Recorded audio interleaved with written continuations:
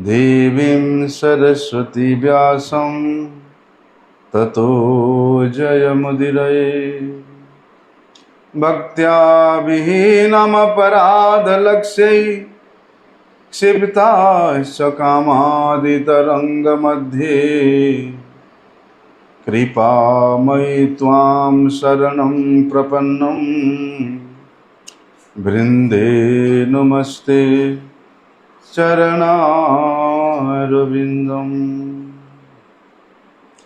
पतितपावन परम करुणामय परम आराध्य तम श्री गुरुपाद पद्म नित्यलीला प्रविष्ट विष्णुपाद परमहंस शिला भक्ति वल्लभ तीर्थ गोस्वामी गुरु महाराज जी के श्री अभय चरण कमल में साष्टांग दंडवत प्रणाम करते हुए उनकी हेतु की कृपा प्रार्थना करता हूँ।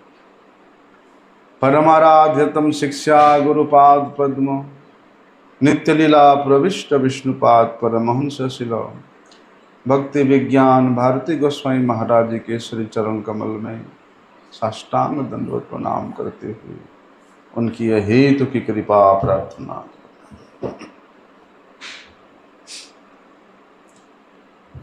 कल हम लोगों ने श्रवण किया था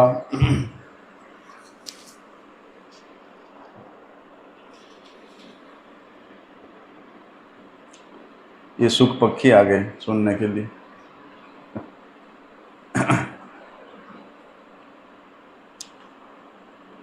कि जीवन के वास्तविक उद्देश्य क्या है, इसको जानने के लिए गुरु के पास जाना चाहिए। क्योंकि इस समस्या का हल केवल एक पारमार्थिक गुरु ही कर सकते हैं। किसी कर्मी गुरु के पास जाने से, किसी शिल्पी गुरु के पास जाने से, ऐसे कि किसी योगी गुरु के पास जाने पर भी आपको इस समस्या का वास्तविक हल नहीं मिल सकता है। और जब तक जीवन के ये सबसे चरम अवस्था है, चरम समस्या है कि भगवान कृपा करके जीव को इस मनुष्य शरीर क्यों प्राप्त कराया, क्यों दिया,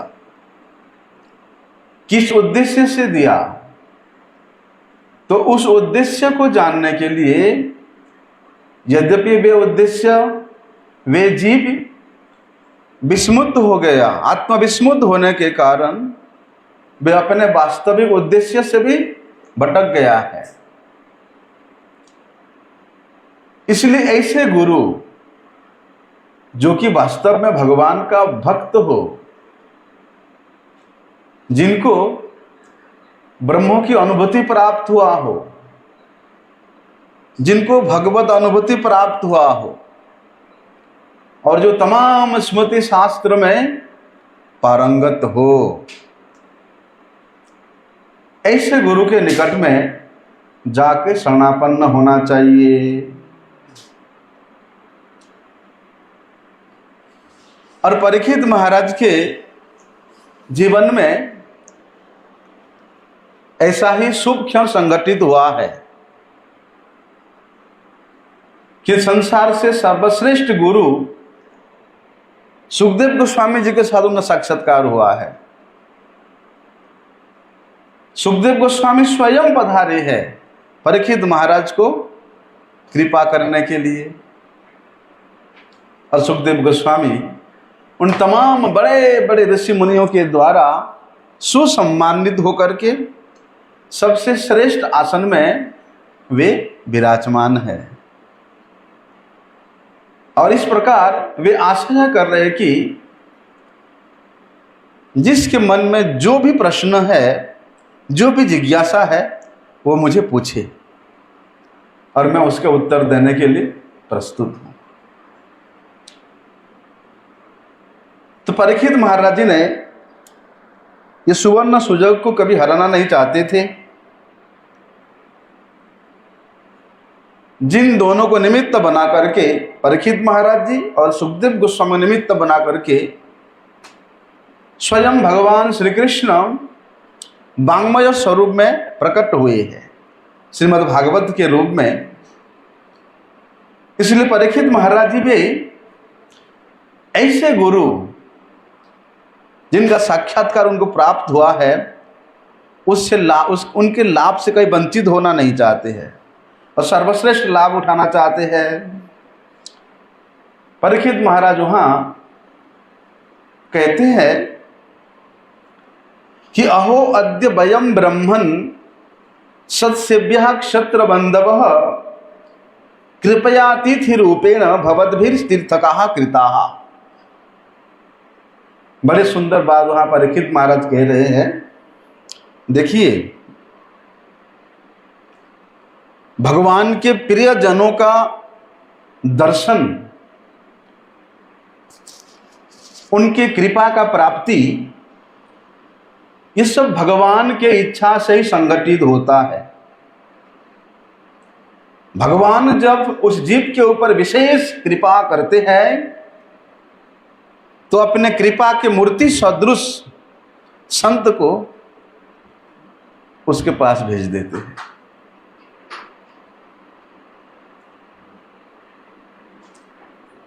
और यहां परीक्षित महाराज ने किसी को नहीं निमंत्रण दिया।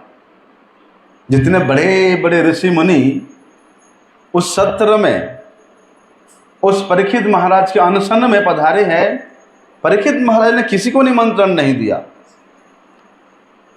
सभी ऋषि मुनि स्वतः परीक्षित महाराज का दर्शन करने के लिए पधारे हैं।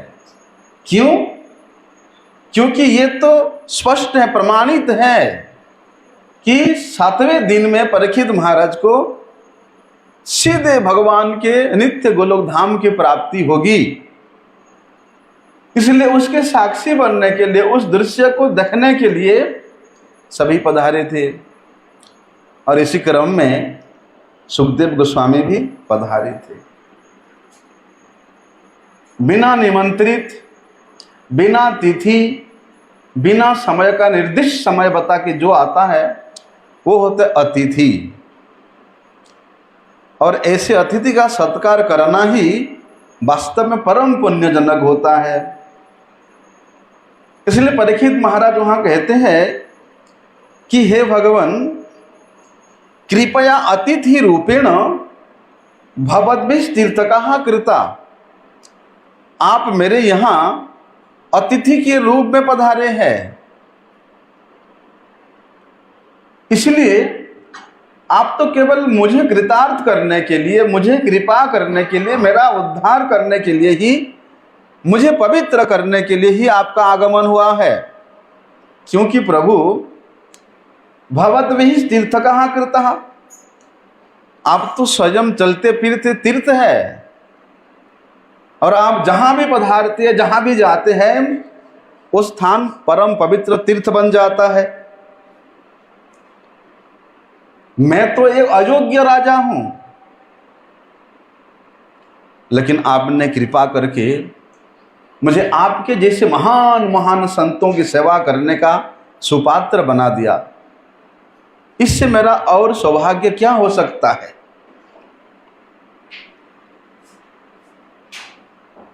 और जहां तक सुखदेव गोस्वामी जी की बात है, वे तो भैया कभी किसी राजा के घर जाए ना, किसी भोगी, किसी भोक्ता के घर में ना जाए। जो व्यक्ति संसार के भोगों के प्रति आसक्त है, और विशेष रूप से जहां तक राजा की बात है, सन्यासी गण तो राजाओं को भी दर्शन भी नहीं देते हैं। और जहां तक सुखदेव गोस्वामी की बात है, वो कभी किसी राजा के पास नहीं गए, जाते ही नहीं है। हम लोग भगवान श्री चैतन्य महाप्रभु जी के लीला में श्रवण करते हैं। पुरी के राजा प्रतापरुद्र, वे श्रीमन महाप्रभु जी के बहुत बड़े भक्त थे। वे श्रीमान महाप्रभु जी का दर्शन करना चाहते थे, दूर से ही सही लेकिन दर्शन करना चाहते थे। लेकिन भगवान श्रीमान महाप्रभु जी ने स्पष्ट इनकार कर दिया कि नहीं, हम सन्यासी हैं और सन्यासी के लिए राजा का दर्शन उसके सन्यास धर्म में बाधक है। सन्यास धर्म नाशक होता है राजा का दर्शन करना, या राजा सन्यासी का दर्शन करे। लेकिन यद्यपि महाराज प्रताप रुद्र भगवान जगन्नाथ जी के परम प्रिय भक्त थे और उनके अभिन्न श्रीमन महाप्रभु वे उनका दर्शन करना चाहते थे,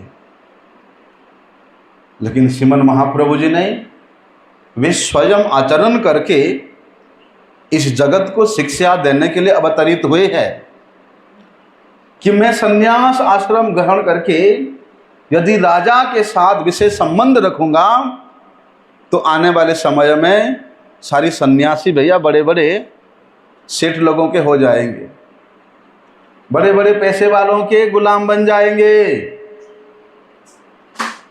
इसलिए नहीं। लेकिन जहां तक परीक्षित महाराज के बाद है भैया, परीक्षित महाराज तो भगवान का परम प्रिय भक्त है और भक्त का एक ही उद्देश्य होता है कि वे भगवान के धाम को प्राप्त करे, भगवान के धाम को वे वापस चले जाए। लेकिन भैया यदि संसार के विषय वस्तुओं के प्रति, संसार के भोग विलास के प्रति तुम्हारा आसक्ति है तो भूल जाओ, तुमको भगवत प्राप्ति हो जाएगा, भगवत धाम की प्राप्ति हो जाएगा।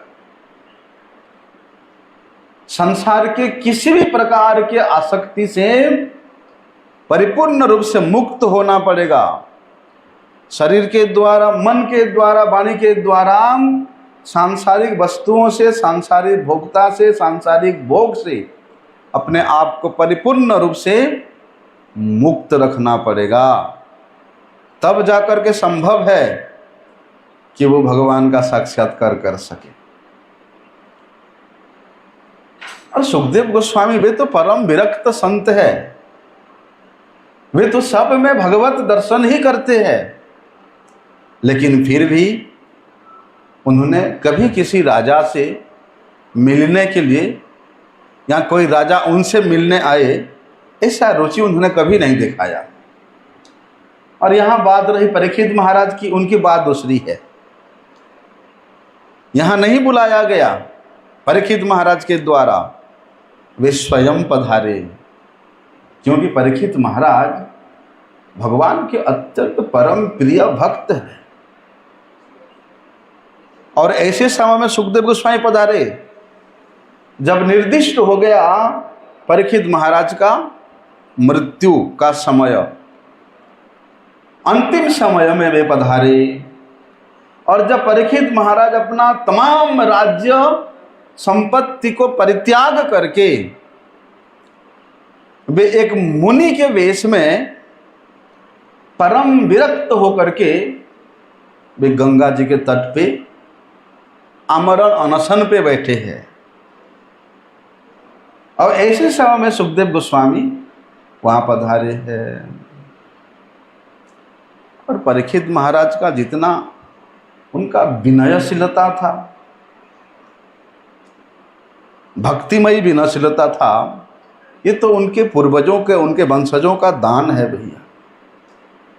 पांडवगण भगवान के जितने प्रिय थे, भगवान के जितने स्नेही थे, उसको चिंतन करके परीक्षित महाराज अपने आप को सोचते हैं कि हाय हाय, मैं अपने उस महान श्रेष्ठ पूर्वजों के एक अयोग्य वंशज के रूप में अपने आप को अनुभव कर रहा हूं, क्योंकि उनके वंशज में मेरे जैसा घृण्य काज कि एक ब्राह्मण के गले में मरा हुआ सर्प डालना कोई नहीं किया था, लेकिन मेरे द्वारा हुआ। इसलिए उस पांडव वंश के अयोग्य संतान के रूप में अपने आप को अनुभव कर रहे थे। ये तो उनके केवल विनय था, उनके दीनता था, नहीं तो वे उन पांडवों के समान महान थे। जैसे राजाओं के जो अयोग्य संतान होता है उनको क्षत्र बंधु बोला जाता है, क्षत्र बांधव। जैसे ब्राह्मण का होता है, ब्राह्मण का अयोग्य संतान। किस प्रकार का अयोग्य संतान? ब्राह्मण का संतान है, ब्राह्मण घर में जन्म लिया है, लेकिन ब्राह्मणोचित कोई भी कर्म, कोई भी आचरण नहीं कर रहा है, ऐसे ब्राह्मण के अयोग्य संतान को ब्रह्मबंधु कहा जाता है। यहाँ द्विजबंधु मान लो, द्विजबंधु। और यहाँ पर परीक्षित महाराज यद्यपि अपने आप को क्षत्र बांधव के रूप में अनुभव कर रहे थे, लेकिन उनके उस सभा में सुखदेव गोस्वामी जैसे चरम अवस्था को प्राप्त किया हुआ महान संत पधारे हुए हैं। तो उनके उपस्थिति में उनको और अधिक निष्ठा और अधिक उत्साह प्रोत्साहन मिल रहा है कि सुखदेव गोस्वामी जैसा संत मेरे जैसा अयोग्य को उद्धार करने के लिए पधारे हैं। इसलिए वे उनके सम्मुख ही, उनका दर्शन से ही परीक्षित महाराज अपने आप को परम पवित्र मान रहे हैं। क्योंकि ऐसे जो संत होते हैं उनका उपस्थिति ही, उनका वहाँ जाना ही उस स्थान को परम पवित्र तीर्थस्थल के रूप में बदल देते हैं। तो वहाँ परीक्षित महाराज सुखदेव गोस्वामी जी के चरणों में प्रार्थना करते हैं कि येषां संस्मरणात् पुंसां सद्यः शुद्ध्यन्ति वै गृहा किं पुनर्दर्शन स्वर्शन पाद शौचासनादिभिः। क्या कह रहे हैं कि हे ब्राह्मण, हे गोस्वामी सुखदेव जी, आपका केवल स्मरण करने मात्र से जीव का हृदय परम पवित्र हो जाता है। स्मरण करने मात्र से। और आपको जो दर्शन करता है इन आँखों से, आपके पवित्र चरणों को जिसको धोने का सौभाग्य प्राप्त होता है, आपका पवित्र चरण जिसके घर में पधारता है, और जो आपको बैठने के लिए आसन प्रदान करता है, उस व्यक्ति के सौभाग्य के बारे में क्या कहें कि उसका कितना सौभाग्य होता है। भाग्योदयेन बहुजन्म समर्जितेन, बल्कि भाग्य के उदय क्रम से बहु जन्मों के संचित पुण्य फल के स्वरूप आपके जैसे महान भगवत रसिक जन का दर्शन होता है, स्पर्शन होता है, आलापन होता है। देखो, जितने बड़े बड़े तीर्थस्थल है, क्यों उस तीर्थस्थलों का महिमा अधिक है?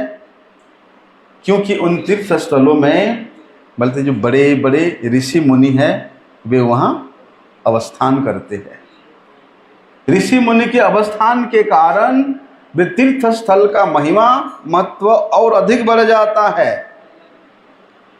ऐसे कहते हैं ना कि लोग भैया संसार में पाप करते हैं और ऐसा तीर्थ स्थलों में, पवित्र स्थानों में जाकर के अपने पाप को वहाँ धो डालते हैं। एक बार गंगा मैया भगवान से प्रार्थना करती है कि प्रभु, आपके इच्छा से तो मैं इस पृथ्वी पर जा रही हूँ, लेकिन पृथ्वी के लोग इतना अन्यायी होंगे, इतना पापी होंगे कि वो लोग मेरे में आकर के स्नान करके समस्त पाप मुझ में ही अर्पण कर देंगे। तो प्रभु, उन तमाम पापियों के पाप के भार को ढोते ढोते मेरा अवस्था क्या होगा? तब भगवान कहते हैं, तुम चिंता क्यों करती हो गंगे? यदि कोई मेरे परम प्रिय भक्त, रसिक भक्त का चरण यदि तुम में पड़ जाएगा तो तमाम पाप का राशि तत्क्षणात भस्मीसात हो जाएगा, है ना। इसलिए कहते हैं कि भैया ये संसार के लोग तमाम पाप करते हैं और तीर्थ स्थल में जाकर के सारी पाप को छोड़ आते हैं, वहाँ संचित करके आते हैं। और जब बड़े बड़े संतों की वहाँ आगमन होता है, उनके चरण स्पर्श से वे तीर्थ में छोड़े हुए सारी पाप बोलते मुक्त हो जाता है। इसीलिए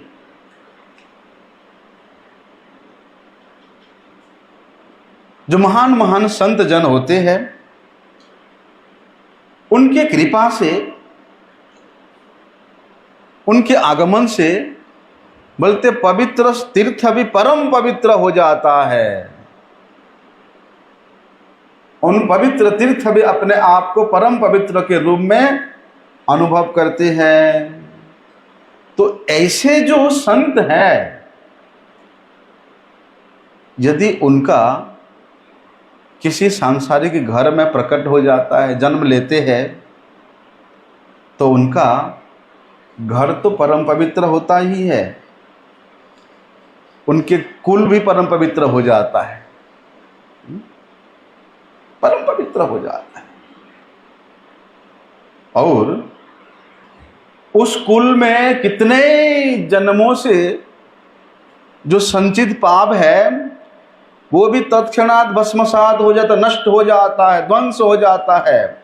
यदि किसी कुल में ऐसा भगवत भक्त आता है तो, जन्म लेता है तो, क्योंकि भैया ऐसे संतों का अपने स्वार्थ के लिए कुछ करना नहीं होता है।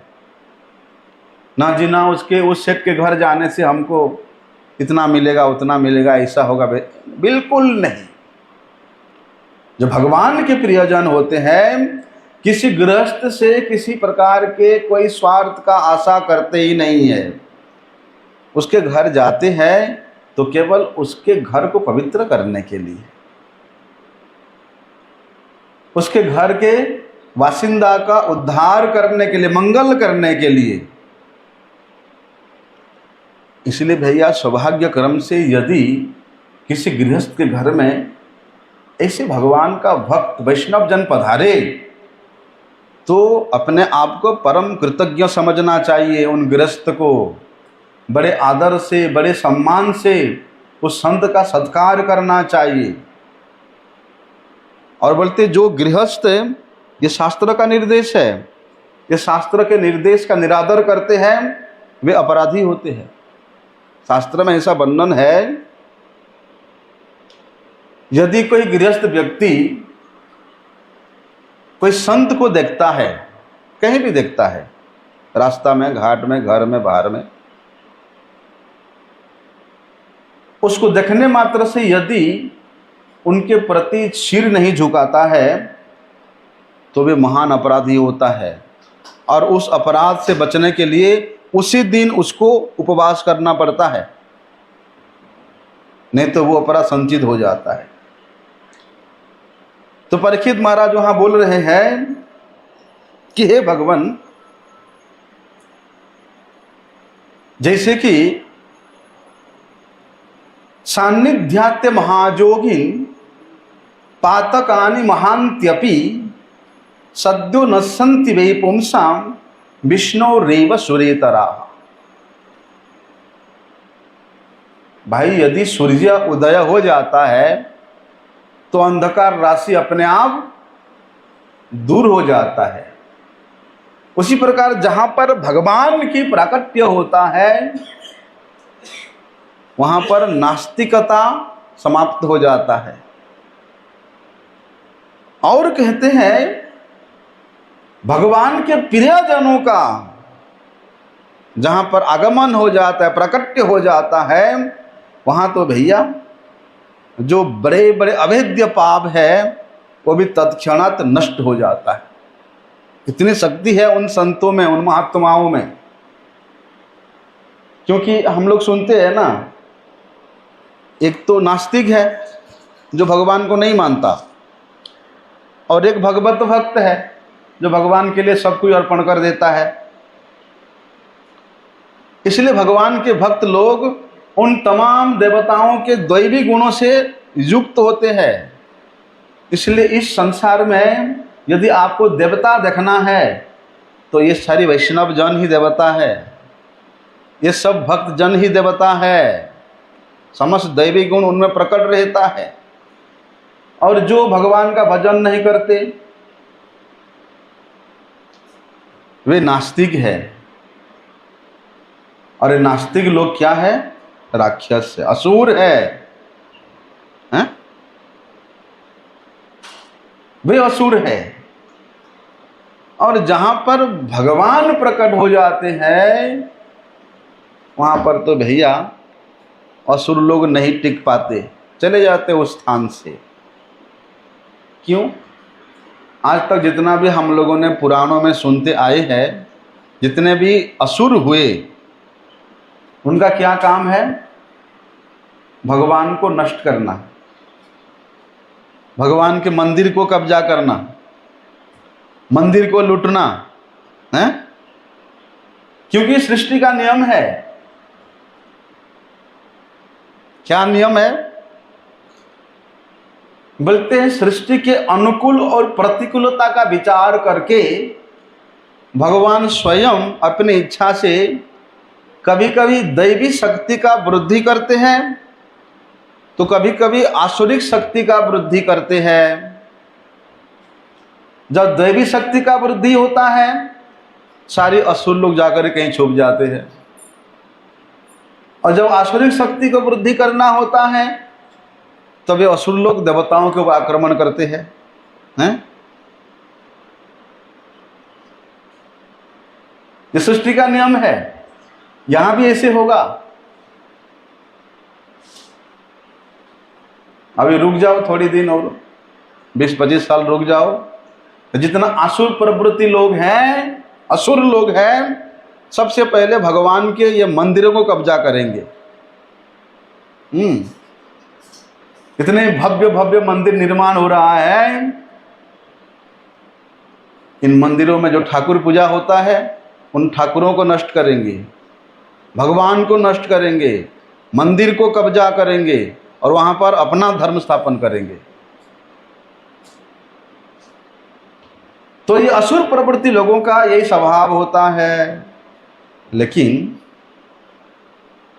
जहां पर भगवान के नाम, रूप, गुण, लीला, धाम, भगवान का परिकर प्रकट हो जाते हैं वहां पर तो भैया फिर इन असुरों का विशेष कुछ नहीं चलता है। असुरों की शक्ति वहां नष्ट हो जाती है। कहते हैं ना कि यत नाम श्रुति मात्रेण पुमानुभवति निश्चल, कि जिन भगवान के नामों का श्रवण करने मात्र से महान से महान पापी व्यक्ति भी परम पवित्र हो जाता है।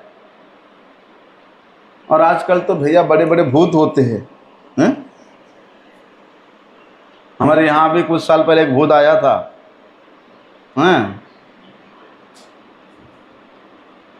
महाराज जी ने उस भूत को भगवान का नाम सुना करके भगा दिया। इसलिए जहां भगवान का नाम प्रकट हो जाता है वहां बड़े बड़े भूत भी भाग जाते हैं। और जहां भगवान के परम प्रिय रसिक भक्त जन का आगमन होता है, प्रकट होता है, उपस्थित होता है, वहां तो ये भूत मतलब भूत जैसे सारी पाप नष्ट हो जाता है, तुरंत नष्ट हो जाता है। और ये किसी का अपने विचार नहीं है, ये हमारे शास्त्रों का विचार है, इस ऐसा निर्णय है। इसलिए प्रत्येक मनुष्य का कर्तव्य होना चाहिए कि भैया वे भगवान के भक्तों की संग करने का, साधु संग करने का, साधु संग में भगवती कथा श्रवण करने का जितना अधिक लाभ उठा सके उसको उठाना चाहिए। नहीं तो भैया बढ़ेगा, उन असुर प्रवृत्ति लोगों के प्रभाव बढ़ेगा।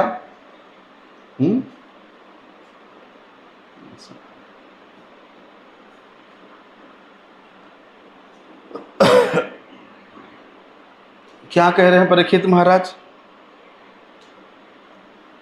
कि अपि में भगवान प्रीतः कृष्ण पांडु सुत प्रिय पितृस्वस्य प्रीत्यर्थम तद्गोत्रस्यात्तबांधव। देखो, भगवान श्री कृष्ण ये उनके अत्यंत प्रिय है, पांडु के पुत्रों की। कौन है पांडु के पुत्र? पांडवगण हैं।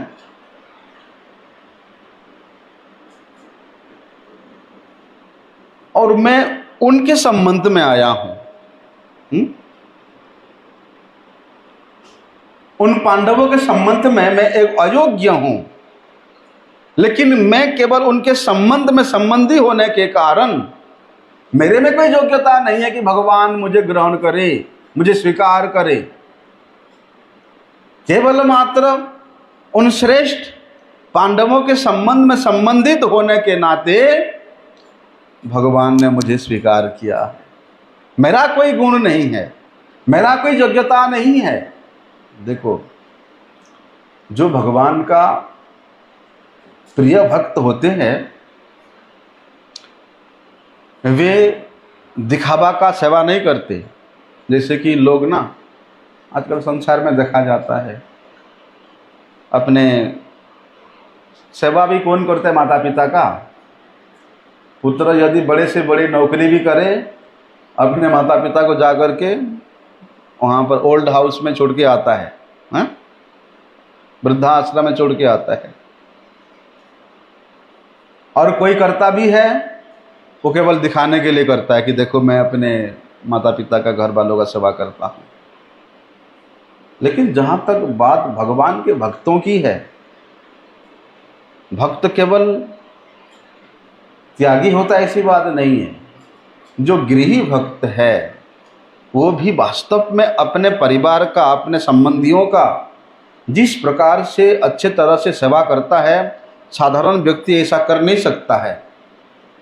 क्योंकि संसार में आसक्त रहने के कारण दूसरे व्यक्ति क्या करते हैं कि वो केवल अपनी पैसे के बल पर या अपने प्रतिष्ठा के बल पर केवल मात्र एक मोह का वशीभूत होकर के वो व्यवहार मात्र करते हैं, अन्यथा सेवा उनके द्वारा नहीं होता है।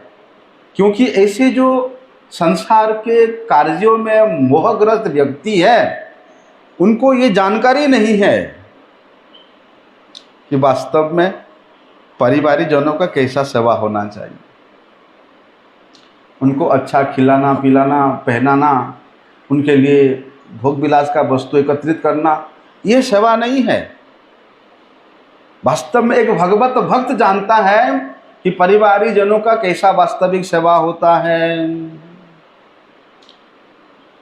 अगर जानकारी होता तो वे संसार आसक्त लोग भी भगवान का भक्त बन करके वे परिवार को अच्छी तरह से सेवा कर सकते हैं। लेकिन भगवान कहते हैं ना कि अनन्य चिंतयन्तु माम जे जना पर्युपासते।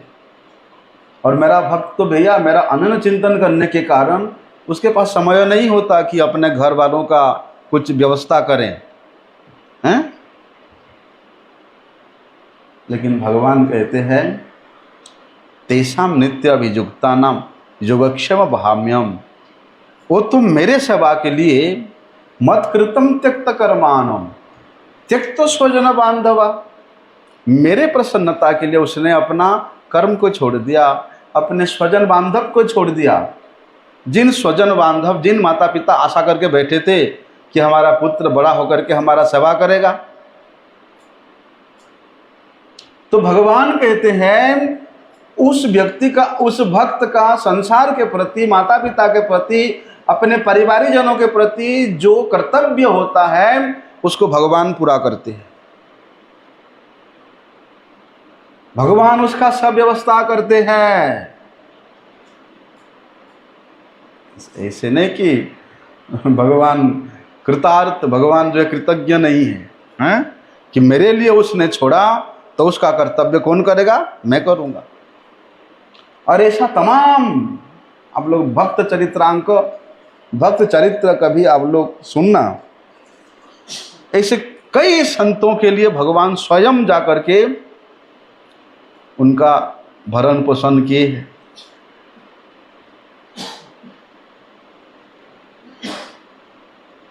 जगत गुरु श्रील भक्ति सिद्धांत सरस्वती ठाकुर प्रभुपाद जी के एक शिष्य हुए, ठीक है, और उनके घर का भी एक ही संतान थे, नौकरी करते थे, परिवार का पूरा भरण पोषण करते थे, ठीक है। घर में माता पिता है और भी जो है, लेकिन वो नौकरी वगैरह छोड़ करके मठ में आ गए। जो भी उनके पास था सब मठ में दे दिया। प्रभुपाद जी ने सोचा कि इस व्यक्ति के आशा में उसके परिवार चलता था, ठीक है, वो मास्टर थे, वो नौकरी छोड़ के आ गया, उसके घर का क्या होगा। इसलिए प्रभुपाद जी ने अपने एक दूसरे शिष्य को लगा के रखा कि प्रत्येक महीना में इनके घर में सब कुछ पहुंचाना तुम्हारा काम है।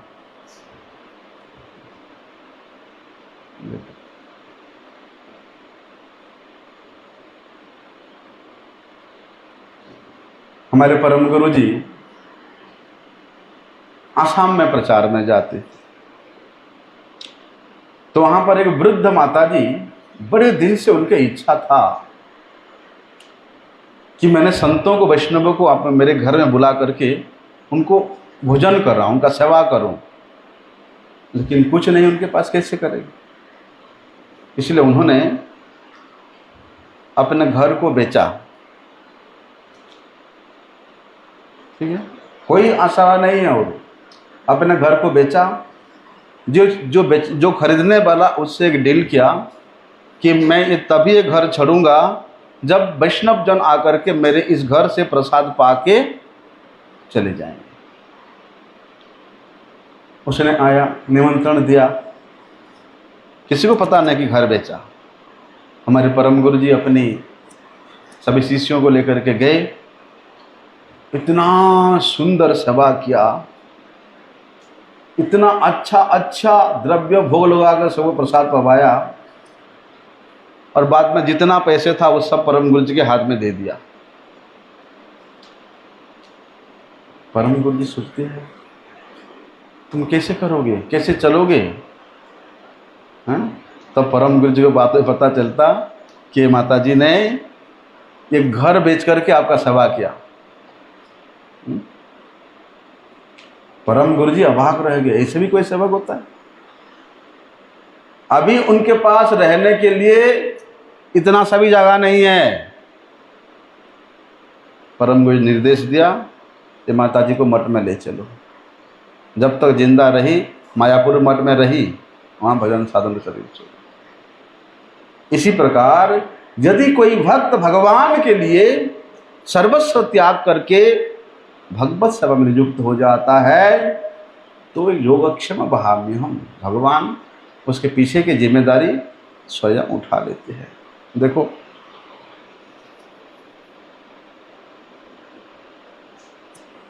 हिरण्यकशिपु, वो तो नास्तिक था, असुर था, अभक्त था, और भक्त प्रहलाद जो कि उनका पुत्र है, उनको मारने के लिए क्या नहीं किया, और ये संकल्प लिया था कि मैं वो विष्णु के सिर को कलम करके उसके रक्त से मेरे भाई के तर्पण करूंगा, संकल्प लिया था। और भगवान विष्णु को अपना परम शत्रु मानता था, और वही राक्षस राज हिरण्यकशिपु का पुत्र प्रहलाद महाराज, वे भगवान के परम प्रिय भक्त हैं, परम प्रिय भक्त। तो उसने भक्त के प्रति इतना अत्याचार किया, और सारा जीवन उसने भगवान से द्रोह किया, भगवान को परम शत्रु माना, फिर भी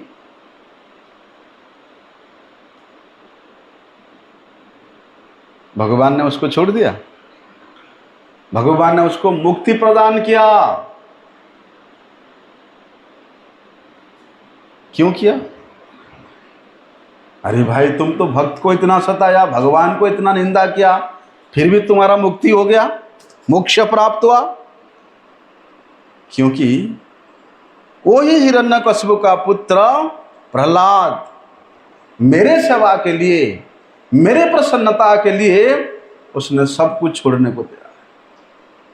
इसलिए मेरा कर्तव्य बनता है उसके माता पिता, उसके सगे संबंधियों का व्यवस्था करना। इसलिए प्रहलाद के संबंध में संबंधित होने के कारण हिरण्यकशिपु को भगवान अपने वैकुंठ प्राप्ति कराया। इतने दयालु है भगवान। खम वा दयालु शरणम ब्रजेम। इतने दयालु भगवान की दया का कौन वर्णन कर सकता है? जो पुतना अपने स्तन में कालकूट विष देकर के भगवान को मारने के लिए आया था और संपूर्ण प्रयास भी किया, वही भगवान उस पुतना को भी माता का गति प्रदान कर सकते हैं। उनसे बड़ा दयालु कौन हो सकता है? इसलिए वे भगवान अपने भक्त के परिवार का व्यवस्था ना करें, उनका सुरक्षा प्रदान ना करें, ऐसा कभी हो सकता है? इसलिए पीछे जो भक्त छोड़ के आया उसका चिंता करने की कोई आवश्यकता नहीं है। ना जी, ना मेरा घर है, परिवार है, माता पिता है, उनका क्या होता होगा, कोई चिंता करने की जरूरत नहीं है। भगवान सब व्यवस्था करके रख देते हैं। इसलिए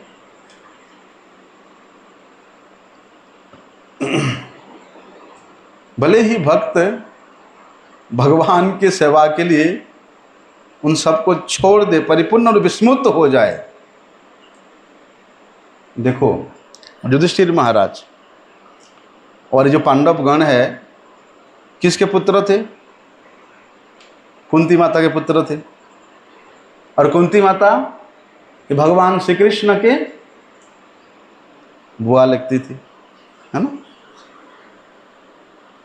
और परीक्षित महाराज उन पांडवों के एकमात्र पौत्र है। इसलिए बोलते हैं कि हे भगवान, हे सुखदेव गोस्वामी, मेरा कोई सामर्थ्य नहीं है, मेरा कोई योग्यता नहीं है कि मैं भगवान का भक्त हूं, लेकिन मेरे पूर्वज जो कि पांडवों के अत्यंत प्रिय भगवान श्री कृष्ण होने के कारण और उनके संबंध में संबंधित होने के कारण भगवान का मेरे प्रति प्रेम है। कभी छाती नहीं फुलाया। इसलिए आपका यहां जो पधारना हुआ है, आगमन हुआ है, इसके पीछे एक ही कारण है। क्या है? कि अन्यथा ते व्यक्तम गतिर दर्शनम न कथम नृणाम नितराम म्रियमाणा नाम संसिद्धिंस बनी बनियास। कि हे भगवान, आपका आगमन ये केवल भगवान के इच्छा से ही, भगवान श्री कृष्ण के प्रेरणा से ही हुआ है। इसलिए और आपके आगमन का एक ही कारण है, मेरे जैसे मृत्यु के मुख में पड़े हुए व्यक्ति के लिए क्या कर्तव्य है उसको बताना। अरे हे भगवान, ये संसार के तमाम जीव सब मृत्यु के मुख में ही पड़े हुए हैं। इसलिए तमाम संसार के जीवों के परम कल्याणार्थ आपका यहां आगमन हुआ है। देखो, बात तो सत्य है। ऋषि मुनिगण, भगवान के भक्तगण, उनका स्वयं का कोई इच्छा नहीं होता। वे भगवान के इच्छा में ही अपना इच्छा को सम्मिलित कर लेते हैं। और जीव का इतना सामर्थ्य वे नहीं है कि वे अपने इच्छा से कुछ कर सके। बहुत कुछ सोचता है जीव, अपना इच्छायो जीव अनेक विचारे, बहुत को विचार करता है, लेकिन अपने इच्छा के साथ जब कृष्ण का इच्छा सम्मिलित होता है तब जाकर के वे कार्यकारी होता है। इसलिए वास्तव में महाराज परीक्षित के समक्ष यहाँ पर जो सुखदेव गोस्वामी जी का प्राकट्य हुआ है, वहाँ भगवान श्री कृष्ण से प्रेरित होकर के ही उनका यहाँ आगमन हुआ है। क्यों? क्योंकि इसी से श्रीमद् भागवत की प्राकट्य होगा, श्रीमद् भागवत की शिक्षा जगत के जीवों को प्राप्त होगा। क्योंकि भगवत भक्ति, भगवत ज्ञान, संबंध ज्ञान, ये केवल मात्र भगवान की कृपा से, उन कृपा रूपी मूर्ति श्री गुरुदेव के द्वारा ही प्राप्त होता है। भक्ति की जो सार है वे उन गुरु के द्वारा ही प्राप्त होता है, और वे गुरु वे भगवान का कृपामय मूर्ति होते हैं। इसलिए गुरु भगवान के प्रतिनिधि है। साक्षात धरित्वेन समस्त शास्त्रैः उक्तस् तथा भाव्यते व सदरी, किंतु प्रभुर्य प्रिय एव तस्य, वे भगवान के अत्यंत प्रियजन है, वे भगवान के अति नजदीकी प्रतिनिधि है। इसलिए भैया अपने जीवन के वास्तविक सफलता प्राप्त करना चाहते हो, आचार्यम मम विजान्यात्, वे भगवत स्वरूप भगवान के प्रतिनिधि स्वरूप गुरु के चरणों में परिपूर्ण रूप से शरणागत हो जाओ। लेकिन गुरु भी वही है भैया जिसको भगवान अधिकार देते हैं। भगवान जिसको अधिकार देते हैं केवल वही व्यक्ति ही गुरु हो सकता है।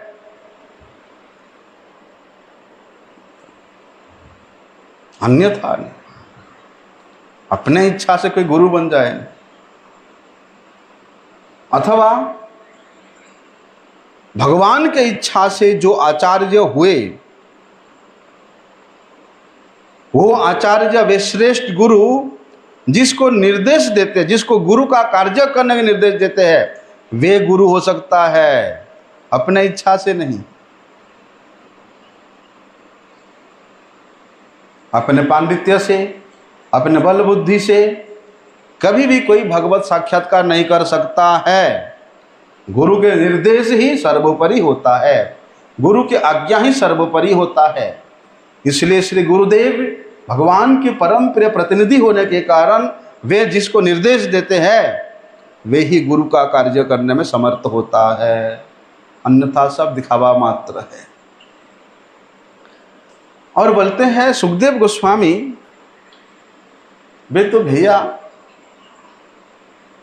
वे जन्मसिद्ध गुरु है, वे प्राधिकृत गुरु है, और भगवान के प्रेरणा से ही यहाँ पर सुखदेव गोस्वामी जी के समक्ष प्रकट हुए हैं, और उन्हीं के प्रेरणा से ही श्रीमद् भागवत की शिक्षाएं उन्होंने परीक्षित महाराज को प्रदान किया है।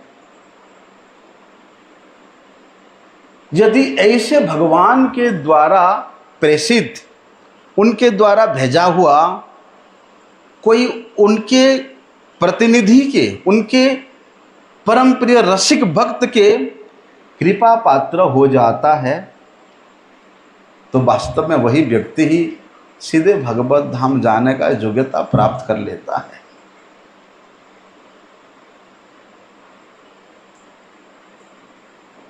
सीधे भगवत धाम जाने।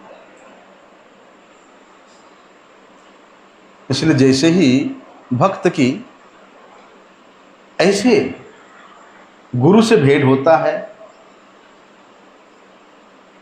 ऐसे श्रेष्ठ आचार्य से उनका साक्षात्कार होता है।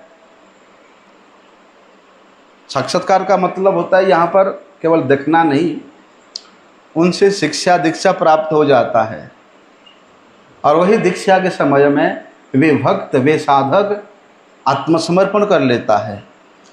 वो बोलते इधर गुरु के चरणों में आत्मसमर्पण किया तो उधर कृष्ण उसको अपने आत्मा के सदृश मानते हैं।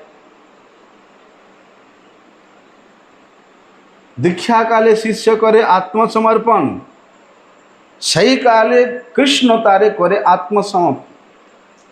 इधर गुरु के चरण में शिष्य आत्मसमर्पण किया, उधर कृष्ण बोलते हैं मैं उसको अपना आत्मा के मत सदृश मानता हूं। इसलिए गुरु वे साक्षात भगवान की कृपामय मूर्ति है। और ऐसे आत्म साक्षात्कार करने वाला साधक के लिए ये 100% गारंटी है कि वे भगवत धाम जाने का योग्यता प्राप्त कर लेता है। लेकिन भैया उसके खुद के निष्ठा पर भी निर्भर करता है। ऐसे श्रेष्ठ गुरु का पदाश्रय करके यदि गुरु का आदेश को पालन नहीं करेंगे, गुरु के निर्देश को पालन नहीं करेंगे, गुरु के शिक्षा को ग्रहण नहीं करेंगे, हैं नहीं, गुरु के एक एक वाणी पे, एक एक शब्द पे, एक एक आचरण पे अत्यंत श्रद्धायुक्त होकर के निष्ठा रखना पड़ेगा, तब जाकर के वास्तविक गुरु ग्रहण होगा। अन्यथा भगवान तो सभी जीवों के हृदय में विराजमान है। भगवान प्रत्येक जीव के हृदय में क्या चल रहा है, उसके गतिविधि को भगवान अच्छी तरह से जानते हैं, छुपा नहीं सकते हैं। दिखाने मात्र से नहीं होगा, मैं गुरु के पास रहता हूँ, मैं गुरु का सेवक हूँ, हैं नहीं, तुम्हारे हृदय में क्या चल रहा है वो सब भगवान जानते हैं। और जैसे ही भगवान देखते हैं कि सामने वाला व्यक्ति मेरे पास आने के लिए, मेरे धाम आने के लिए इतना अधिक उत्सुक है, उत्साहयुक्त है, तो भगवान तुरंत उस जीव के पास अपना प्रतिनिधि भेज देते, जाओ देखो, तुरंत भगवान उस जीव के पास अपने प्रतिनिधि भेज, जाओ उसका उद्धार करो। इसलिए जो निष्ठावान भक्त होता है वो भैया सुनिश्चित है कि वो भगवान के धाम को जाएगा ही जाएगा। बात निष्कर्ष यही है, इस प्रकार के जो प्रामाणिक गुरु है, जो कि श्रुति शास्त्र में पारंगत है, जो ब्रह्मनिष्ठा युक्त भगवत अनुभूति प्राप्त गुरु है, उनका साक्षात्कार होना मतलब समझ जाओ कि भगवत साक्षात्कार हो ही गया।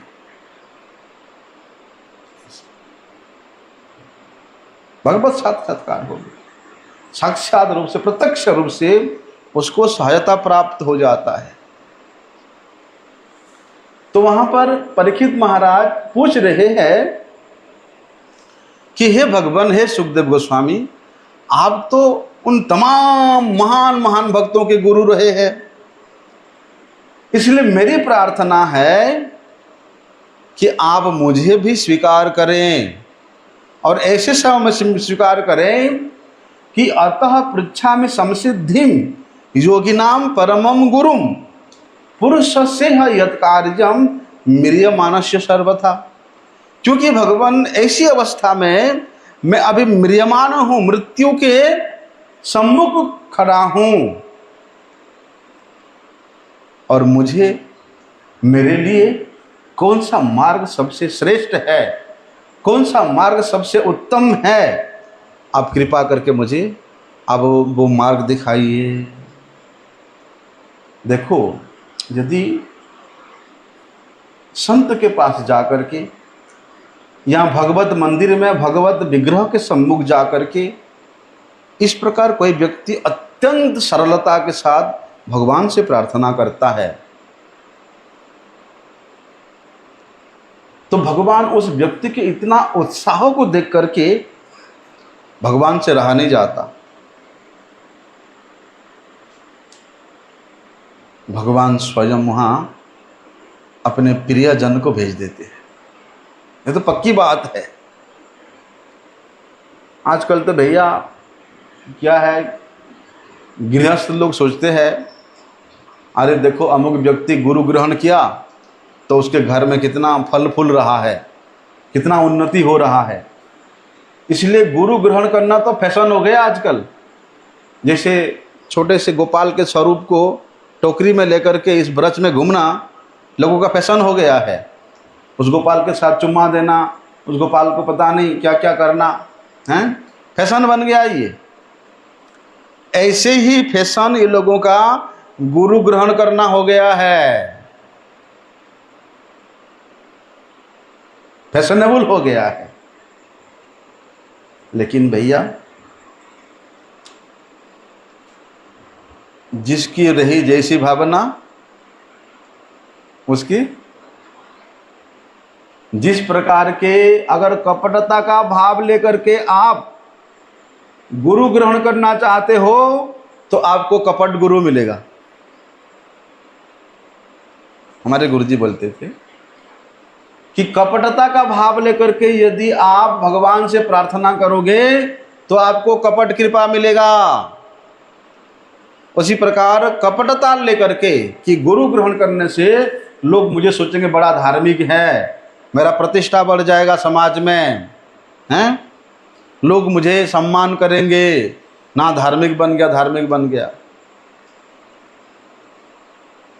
तो उसको गुरु भी ऐसे ही मिलेंगे, दिखावा करने वाला गुरु भी मिलेंगे उसको, हैं? और ऐसा जो छद्म रूप में, छुपे हुए रूप में हैं, जो तथाकथित गुरु है, वो भी ऐसा ही होता है। जिस प्रकार शिष्य, गुरु भी उस प्रकार चापलूसी करने वाला होता है। इसलिए ऐसा अगर गुरु मिल गया तो गुरु और शिष्य दोनों ही नरक में चले जाते हैं। लेकिन परीक्षित महाराज भैया बहुत अच्छे शिष्य थे, और विशेष रूप से वे अपने मृत्यु के समय में अपने परम कल्याण के लिए वे सबसे उत्तम प्रश्न पूछना चाहते हैं, पूछ रहे हैं, और उनका यही प्रश्न से ही तमाम 18,000 श्लोक से संयुक्त श्रीमद् भागवत का प्रादुर्भाव हुआ था कि मरणासन्न अवस्था में मेरा क्या कर्तव्य है। और सुखदेव गोस्वामी जी ने कितने सुंदर उसका उत्तर देते हैं, उसके बारे में हम लोग फिर कल से श्रवण करेंगे। वंशा कल्पतरुभ्यश्च कृपा सिंधुभ्यैव च पतितानां पावनेभ्यो नमो